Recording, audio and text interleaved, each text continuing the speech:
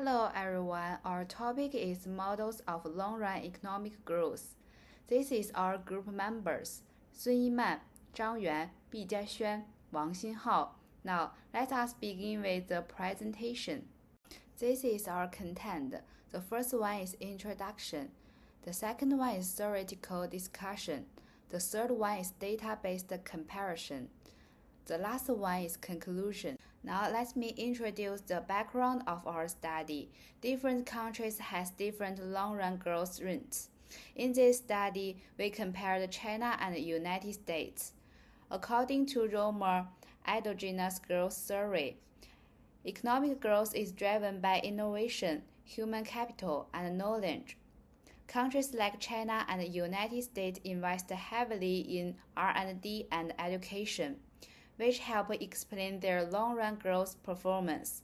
So we focus on R&D expenditure, R&D workers, education level, and economic growth rate. In this part, I will explain the theory behind long-run economic growth, focusing mainly on the Roma endogenous growth model. Traditionally, economic growth is explained by the solo model. In the solo model, technology is generous, meaning it comes from outside the economy. Capital accumulation can increase output in the short run, but due to the diminishing returns, long-run growth depends on technological progress. As a result, government policies mainly affect income levels rather than long-term growth. The Roma model provides a different explanation. According to the Roma, technology is dangerous endogenous and is created within the economy. Economic growth is driven by investment in research and development by the combination of human capital. When firms invest in innovation, new ideas and technologies are produced. A key idea in the Roma model is that knowledge is non-trivial. This means that once knowledge is created, it can be used by many people at the same time without being used up. Because of this, knowledge creates spillover effects, allowing the economy to grow continuously without facing diminishing returns. Another important point is the role of government policy. In the Roma model, policies that support education, innovation, and R&D can directly affect a country's long-run growth rate. Overall, the Roma model expands long-run growth through innovation and human capital, making it especially useful for understanding difference in economic growth across countries. This slide shows a comparison of R&D expenditure between the United States and China. First, looking at the United States, R&D spending increased from USD 666.9 billion in 2019 to USD 940 billion in 2023. This shows that US continues to invest heavily in innovation. For China, R&D spending also increased significantly from USD 515 billion in 2019 to USD 720 billion in 2023. Overall, the United States still maintains a higher absolute level of R&D investment.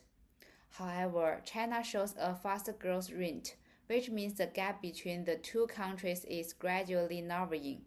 According to Roma's endogenous growth survey, higher investment in R&D supports innovation and knowledge creation, which help explain long-term economic growth in both countries. This slide highlights difference in R&D human capital between the United States and China. The United States demonstrates stable leadership, with around 4,800 R&D personnel per million people.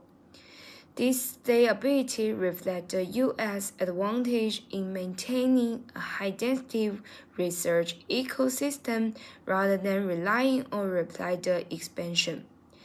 China showed leapfrog growth pattern, expanding from about 415 to 1,800 per million people.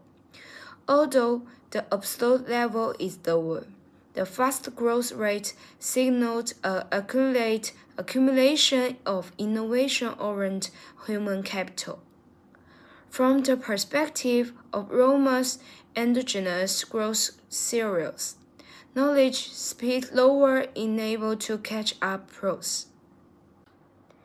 This slide compares the educational levels of United States and China. The United States represents a mature stage of higher education. Enrollment peaked at above 88%, but declined to around 79% after 2020, suggesting a structural adjustment driven by changed labor market demand rather than a loss of human capital. In contrast, China showed a rapid expansion to tertiary education. Enrollment increased from below 5% in the early 1990s to around 72% by 2023, indicating large-scale investment in human capital to support long-term technological catch-up. Overall, higher education strengthens innovation capital and the ability to absorb new technological. Let me introduce the economic growth rates of the United States and China, using GDP growth data from the World Bank. First, let's look at the United States. The United States has an average growth rate of about 2 to 3%. Overall, the growth is stable and does not change too much from year to year. There are some ups and downs, but this is normal for a developing economy. In years with big global problems, such as 2008 and 2020, the United States economy had sharp drops. However, the data shows that the United States economy recovered quickly after these shocks. Now, let's look at China. In earlier years, China had a very high growth, around 8 to 10%. This was during a time of fast industry and economic development. Compared with the United States, China's growth is more unstable, with large changes over time. In recent years, China's growth rate has clearly slowed down. This means China is moving from fast growth to a more stable and sustainable growth path. In summary, the two countries show different growth patterns. The United States has low but stable growth, while China has higher but more change in growth. This difference shows that two countries are at different stages of economic development. Now, let me move to the conclusion. From our comparison between China and the United States, we can see that long-run economic growth is not the case by only one factor. Economic growth comes from several important factors working together. One key point is that innovation, human capital, and knowledge do not play the same role at every stage of development. Their importance changes as an economic growth. For developed countries like the United States, economic growth depends more on innovation efficiency. This means using technology better, improving research quality, and having highly skilled workers. However, for late developed countries like China, growth mainly comes from capital accumulation, education, and learning from more advanced economies. This catch-up process helps these countries grow faster in the long run. Overall, our findings support the main idea of endangered growth theory. This theory shows that growth comes from inside the economy, especially through innovation and human capital. Finally, we can conclude that long-run economic growth is mainly driven by innovation and human capital, rather than capital accumulation alone.